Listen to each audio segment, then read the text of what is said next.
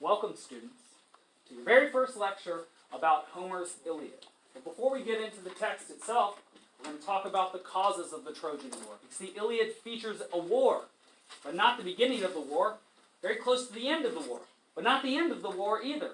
Just a 2 to 3 week period during the course of the war that was representative of everything that happened. But students often have questions for me. If they're going to be thrown into the middle of a war, usually their first question is, what can you imagine students' first questions would be? What are your first questions? Yes? How did it start? How did it start? That is a very important question. In fact, if you've ever seen a fight between people happen and some authoritative figure comes in between them, usually their very first question, after yelling stop and getting everybody about or away from each other, is, what happened? So, let's figure it out. There was going to be a wedding. Wow, this is starting off very differently from what I would have expected. We're reading a war story, now we're talking about a wedding. We're going to be talking about all sorts of interesting things today. Well, the wedding was between two people, which is not quite right. The wedding was actually between, and remember, this is the world of Greek mythology. This is a very different world from the world we know. One man, Peleus, who was known to be a great man. In fact, he's the father of one of the greatest characters in all Greek mythology, who we will know very well by the end of this book. His name is Achilles. He is the second greatest or strongest hero in all Greek mythology. You all probably know, actually, the most famous character from Greek mythology. Often wears a lion skin hat, a club. Is the son of Zeus, very strong. Disney movie about him too, of course. Yes?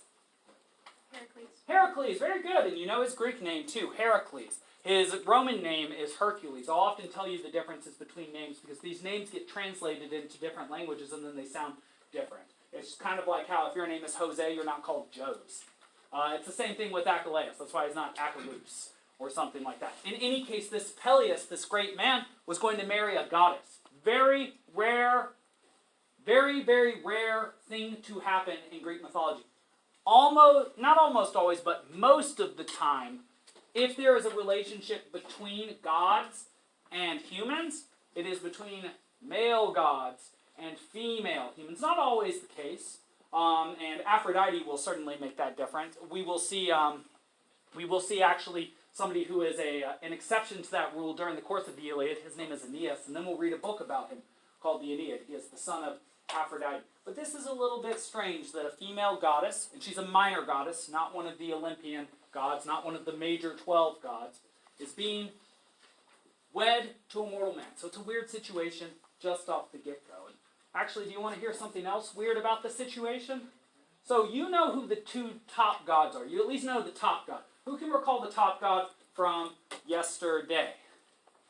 Zeus. And who remembers what his brother's name was, who was the god of the ocean, sometimes called Earthshaker? Yes? Poseidon. Poseidon. And so both Poseidon and Zeus had major crushes on Thetis. Thetis is a water nymph. That means a very minor goddess. She's actually technically called a Nereid, because she is one of the 40 or so daughters of a sea god named Nereus. So she's really small time, but she's very beautiful. And so, the gods wanted her.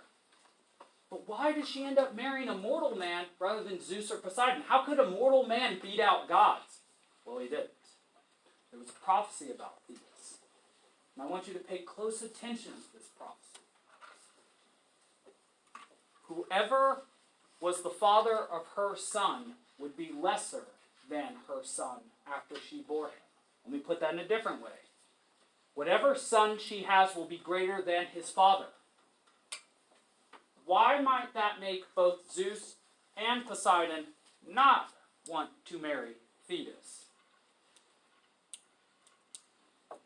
There's one piece of information you don't yet have that might help you with this, but I want to see what you think, yes? Because then the son or the youngborn will be stronger than Zeus. Then the son of Zeus or Poseidon will be stronger than Zeus or Poseidon. What might then happen? Yes? There would be war. And there might be a war, but that's only the beginning of what they imagine might happen. They might what? When Zeus had defeated his I guess. So he defeated Kronos, but the Titans were ruling before then. So when Zeus was Kronos' son, who I think there's like a prophecy of Zeus too that one day he would be beaten by his son or somebody stronger than him, but he might lose to somebody else in a new Egypt. There's sort of a lot there. You gave us a lot of information. I'll sort of filter it out for everybody. It is true that in the play by Aeschylus, though we don't think it's actually by Aeschylus, Prometheus found, a Titan named Prometheus gives a prophecy that one day there will be a child of Zeus who will be greater than he. And in fact, that prophecy does refer to Thetis, and that is why Zeus does not marry her. But yes, the idea is, if Zeus marries, or he's actually married, by the way, he's actually married to Hera, and so is Poseidon married as well. So you can see the gods, they don't quite believe the same things about marriage that we do, at least the male gods, that seems to be true. Hera is a little bit different. She's the goddess of marriage, makes sense. Well, if there's a prophecy that Zeus will have a son that will be greater than he is at some point, and he will take his throne, then does Zeus consciously want to make that happen, or prevent that, or attempt to prevent that? Of course, attempt to prevent that. And the additional piece of information that we just received is this. How did Zeus become king of the gods? Well, he defeated his father, Kronos. How did Kronos become king of the gods? Well, he defeated his father, Uranos. And so, how do you become king of the gods? By defeating, generally, your father, who was the former king of the gods. So definitely Zeus does not want to marry Thetis. And so, why give her to a mortal? There's a good reason. What is a characteristic of all mortals, all humans? We are all born, that's true. What else do we all do? Yes? Die. We all die. And so if Peleus has a son that's greater than he is, even if he's the most spectacular human ever to have existed, which he's very close to being. He's handsome, strong, fast, good musician, tall. He's great. He's Achilles. Why will he never overthrow Zeus? Yes, sir? Because he dies. Because he will someday die. Very good. Alright, so I've said a lot of extra things on one slide. You see how these sorts of lectures work. Okay, so let's get back to the slides. A wedding is about to happen. We know the background of the wedding, and the wedding is itself the background to the Iliad. One goddess is not invited to the wedding. It's probably the goddess that nobody ever wants to invite to any engagement that they want to go well. Her name is Discord. Discord is a synonym with chaos, strife, conflict. What do you not want at your wedding? Conflict! Yes! You want it to be harmonious. You want it to go off without a hitch. You do not want issues at your wedding. Like when I went to one of my friend's wedding and he had a friend who was playing the recorder for him and she missed several notes. And several of us were stifling laughs during that time, but we're trying not to be rude, but it's like kind of a... You don't expect things to go wrong during the course of a wedding. In fact, some of you might actually be like, man, I hope things go wrong every day because things just happen to go right. It's like, do you know how hard it is to make things go right every day for you? It's almost impossible. In fact, it is impossible. We make mistakes all the time. In any case, you don't want this goddess at your wedding. But if you don't invite her, she might get upset. She might feel snubbed. In fact, she does. And so, Eris is not invited to the wedding. And so she goes to this garden. It's a very famous garden in Greek mythology. It's very similar to Eden in the Old Testament and also in Dante. It's called the Garden of the Hesperides. It has a very famous tree in it, very much like the Garden of Eden. And on that tree there's a very famous snake, very much also like the Garden of Eden. Sometimes it's called a dragon. Dragons actually come from a word for snake, Draco. And in fact, dragons are flying snakes. Of course, they're imaginary creatures that are made, they're component parts, snake, eagle, and fire. You might say that they are all the things that have predated on us over time. Snakes, predatory birds, and fire. Things that kill people, and have killed people over time. In fact, even if you check YouTube now, you can see pythons consuming humans over in Asia. I saw a video of that 2 years ago. Not her being consumed, but her being cut out of the snake. Snakes still get people, by the way, and crocodiles do too. In any case, speaking of conflict, This tree has golden apples on it. And on the golden apple that Eris picks, I'm going to turn it back really quickly, she writes a Greek word, because they spoke ancient Greek at this time. Kalisti. Kalisti means to the fairest. Sort of like a, what is the folk tale Disney puts? Mirror, mirror on the wall, who is the fairest of them all? Does anybody recall which folk tale that is? And yes, it's very similar to that, right? And so Eris took this apple with Kalisti on it, and she threw it into the wedding. It was like throwing the bouquet.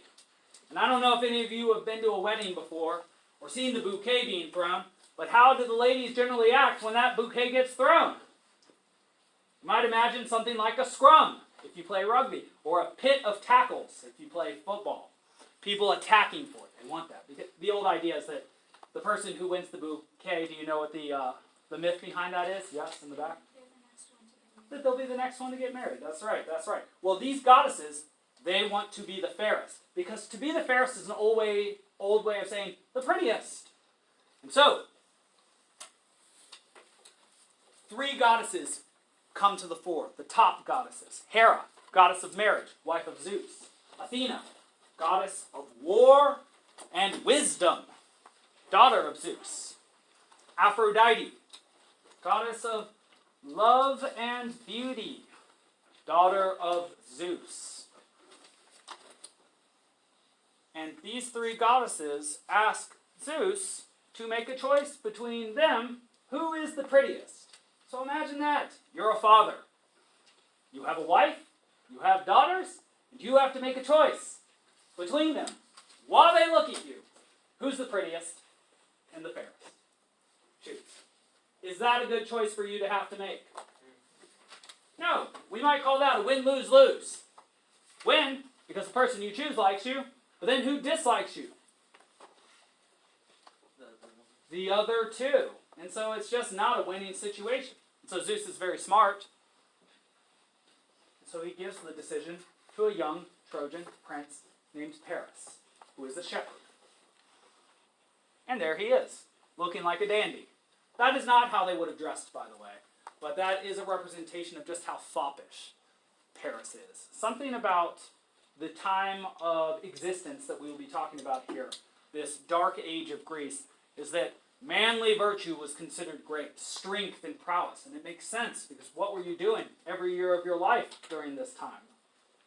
Fighting wars. Well, what do you have to do if you engage in physical, or what do you have to be if you engage in physical combat every year of your life? Have to be strong. Have to be strong. Does he look very strong? That is not the idea you were supposed to get about Paris. He is sometimes called, and this is an anachronistic term, a pretty boy. We have different terms for that these days. Slightly more vulgar, I believe. In any case, like I told you, Zeus is charged with making the decision.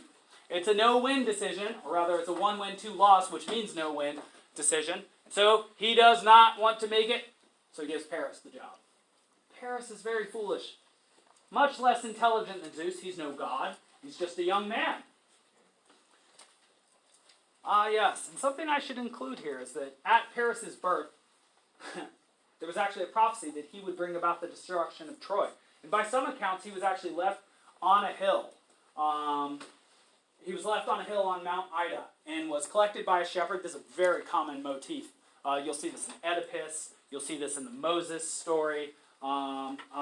Even the Disney version of the Hercules story has this. Heroes are often abandoned as children and then have to survive. Heracles survived 2 snakes, Moses a ride down some water, and this guy, supposedly, some lions and such. In any case, he survived being put on a mountain. He was raised by shepherds. He was raised as a shepherd. By some accounts, he didn't even know he was a prince until later on. He will be called back to Troy, however, or will go back to Troy. In any case, by some accounts, even before or right at his birth, Paris was going to doom Troy. And just something you should know about how large Troy is that its king has 50 sons and 100 daughters. And supposedly has enough rooms in his palace to house all of them. And so Troy is a giant place. And so Paris will be responsible for the destruction of one of the greatest places on earth at that time because of his decision. That's a lot of responsibility. Well, let's see. These three goddesses, they know that they are cheaters. And if you're going to compete against cheaters, you're probably going to do what in order to give yourself an advantage? Cheat. And so every single goddess tries to bribe Paris. What is it that they say? What is it that they offer? Hera. Well, she's the queen of the gods. What does she offer? Political power. Do you want to rule Paris? He says, meh, kind of lazy. Athena says she offers wisdom. But what she really offers is victory in battles. That would be extremely useful. Because these are bellicose people. They fight constantly with each other. To be able to win every battle, that's what we would imagine most people would want. And yet there is a third offer. Aphrodite, most beautiful of the goddesses. Well, she says, you can have glory in battle, you can rule all, or you can have the most beautiful woman in the world. Paris is a young man. Young men don't always think through their decisions. Which goddess do you think he chose? Yes? Aphrodite. Aphrodite, of course. Funny thing about his decision is he did not even know who he was choosing when he made his decision. The most beautiful woman in the world, he assumed, was Aphrodite. He thought he was going to get the goddess. But she then quickly reminded him, I am no woman. I'm not a human. I am a goddess. You will not be receiving me. So the person that Paris will receive as gift or as bribe for choosing Aphrodite will be the most beautiful woman in the world named Helen. Helen of Argos at this time. Sometimes called Helen of Sparta. During the course of the Iliad, she will be called Helen of Troy. One tricky thing, though, about him receiving Helen is that she is already married. And already married to a Spartan king named Menelaus. Spartan king who is the brother to Agamemnon, who is the king of Mycenae. Mycenae is the biggest Greek state at that time, the most powerful. And so when Paris of Troy takes the wife of a Spartan king who is the brother of the Mycenaean king, that means that he has angered the most powerful enemies in the world as far as he knows. Well, you steal the wife from a king. What do you think is going to follow from that? Well, Menelaus and Agamemnon raised a giant army. Over 1,000 ships if you count them up in Book 2 of the Iliad at the end of it. Something like 1,180 or something like that. I counted it at one point. I'm never going to do it again. It doesn't actually take that long. It takes under an hour. And they came across the sea, and they demanded Helen back, and then for some reason the Trojans, and this is very bothersome to all of us, for some reason the Trojans said, no, we will not give Helen back. A weird thing about that is that Paris is not the crown prince of Troy, by the way. There are 50 sons of Priam. His top son, who is supposed to become king, is named Hector. And that is their greatest fighter. And we will know Hector very well by the end of this. So Paris is just a middle-of-the-road prince. And yet, Helen is not given back, and this war begins. And the question you may really start to ponder is, what reason would Priam, the king of Troy, have had for keeping Helen there? We'll think about that quite a bit, because that's a tough question. These are pictures of, just a couple things about these pictures. Aphrodite, Hera, and Athena. This isn't a great picture. It's not deeply symbolic, but if you ever see an owl next to somebody, do you know which goddess was originally represented by an owl? Yes? It was Athena. It was Athena. Because the owl is the creature of perpetual wonder. Because its eyes are really what? Wide. And it also sees everything because it can see at what? Night. And it can also do something that you can't really do unless you want to die, which is it can turn its head all the way around. It has a full perspective. So it is itself a representation of wisdom for the Greeks. I just thought I'd tell you that. All right, so Paris made the choice. not with his brain, as we were saying, but he chose Aphrodite. And he will be awarded Helen, as I said. That's a nice picture of Aphrodite. Her animal is actually what you see here, the dove. The dove is later appropriated into Christianity as the Holy Spirit. And so possibly it means something like love, or something that exists between humans, because love only exists between humans, because it can only exist between conscious, sentient creatures, and we are the only ones that we know about. In fact, we're so lonely and wish there were so many other sentient beings that we do what in order to pretend like there are? Make movies with aliens, right? Because then we can have different species that are also sentient. Unfortunately, no species has caught up with us. All right. Yes, good. This is very, very important. I might actually end up, I'm going to stop on this slide today so that we have time to take up the composition notebooks as well as the syllabi. Another problem with Paris' decision, besides the fact that he did not choose the most useful thing, which would have been victory in battle, besides the fact that the person he chose, Aphrodite, is not actually the person he will receive, which will be Helen, who is already married, which will be essentially an act of war between one nation and another, stealing the queen of one nation and taking her to another. But Paris already has a wife too! My goodness! All sorts of insanity. You can see that cheating happens all the time in this ancient Greek culture. He had a wife named Oenone, who was a nymph. In fact, I'll tell you something. Maybe some of you ladies, maybe some of you gentlemen right now are like, I don't much care for this Paris. Taking someone who is already the wife from another man. Oh, I should add this. Helen was then a new mother too, had a young daughter named Hermione, so she will leave her infant daughter Hermione behind. So not only is she a queen, not only is she married, she's also a new mother, and she will be leaving her daughter behind. Well, Paris is also married, and will also be leaving his wife behind. Are you seeing how complicated and sort of nasty this situation is? Yes, something to make you understand that nobody gets away with anything in this ancient Greek world, and perhaps this world at large. Paris will need Oenone again after the Iliad. He will need something that only she can give to him. And can you guess whether she gives it to him or not? It will be something that would even be able to save his life if he were to receive it from her. Do you think she will give it to him? No, she will not. So you will see over and over again things that are unthinkable happening during the course of the Iliad and in Greek mythology. But then you will also, most of the time, not always, see justice being done as well.